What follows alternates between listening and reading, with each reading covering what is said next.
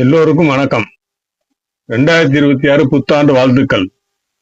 தனுசு ராசி என்றாலே எதிலும் நேர்மையான சிந்தனை கொண்டவர்கள், சுதந்திரமாக இருப்பது, பயணங்கள் செய்வதில் விருப்பமுடையவர்கள், மனதில் பட்டதை அப்படியே பேசும் இவர்கள். பொய் சொல்வது பிடிக்காது நண்பர்களே. சுவாரஸ்யமான ஆண்டாக அமையப் போகிறது இந்த வருடம். குருவின் பார்வை இருப்பதால் தனநிலை சிறப்பை தரும். ஒருபுறம் வரும் பணம் மறுபுறம் முதலீடாக மாறும். செய்யும் வேளையில் பொறுப்புகள் அதிகரிக்கும். ஒரு சிலருக்கு பதவி உயர்வு வரும். அர்த்தாத்தம சனி தொடர்வதால் தேவையற்ற விவாதத்தை தவிர்க்க வேண்டும். மன அழுத்தத்தை உருவாக்கும் நண்பர்களே. கடன் வாங்கும்போது சட்ட ரீதியான அம்சங்களை சரிபார்ப்பது நன்மை தரும்.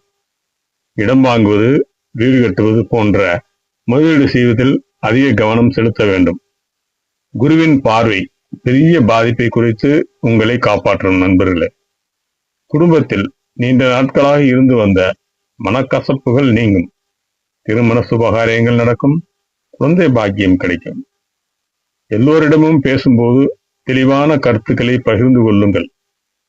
மூட்டு வலி, முதுகுவலி போன்ற பிரச்சனை வந்து நீங்கும். குறிப்பாக கால்வலி ஏற்படும். நடைபயிற்சி, உணவு பழக்கம், தியானம் இவை அனைத்தும் சரியாக செய்து வந்தால் மன அழுத்தம் குறைந்து அமைதி கிடைக்கும். வாகனங்களை பயன்படுத்தும் போது மற்றவர்களின் துணையோடு நிதானமான வேகம் எடுத்துக்கொள்வது நல்லது. அவசர முடிவுகள் எடுக்காமல் நிதானத்தை கையாள்வது நன்மை பயக்கும். எதற்கும் பயம் என்பதே இருக்காது உங்களுக்கு. உங்கள் விடாமுயற்சி, துணிச்சல், தன்னம்பிக்கை உங்களை காப்பாற்றும். உறவினர்கள், நண்பர்கள் அனைவரிடத்திலும் பழகுவதில் கவனம் தேவை நண்பர்களே.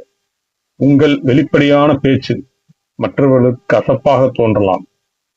உதவும் குணமும் தாராள குணமும் உங்கள் பண்பு. குடும்பத்திற்கு, வயதானவர்களுக்கும் முதியவர்களுக்கும் உதவிகரம் நீட்டுங்கள். கல்வியில் தடை தாமதம் ஏற்பட்டாலும் தானாக சரியாகிவிடும். இருப்பினும் கவனம் வேண்டும்.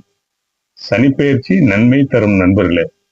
சனிக்கிழமை விரதம் இருந்து ஆஞ்சநேயர் கோவில் சென்று வழிபடுவது மிகவும் நன்மையை தரும்.